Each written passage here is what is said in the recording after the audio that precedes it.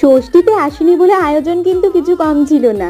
জামাইয়ের আনা হাঁড়ি ভর্তি দই আর শ্বশুর শাশুড়ির আয়োজন মিলেমিশে আজ ছিল একাকার। আর প্লেট সাজিয়েছিলাম আমি। আমার বরমশাই কিন্তু খুবই লাজুক, ক্যামেরার সামনে আসতে বড্ড আনকমফোর্টেবল ফিল করে, কিন্তু তার মন কিন্তু সমুদ্রের মতোই উদার আর ভীষণ ভীষণ মিশুকে। আর যাই হোক, স্বভাবটা কিন্তু তার হিমসাগর আমের চেয়েও মিষ্টি আর কি। তো এদিকে আমার বোন আমার জন্য মিষ্টি উপহার দুটো কিনে রেখেছিল। উপহার দুটো পেয়ে তো আমার দিল পুরো খুশ হয়ে গিয়েছিল, এত সুন্দর উপহারগুলো ছিল।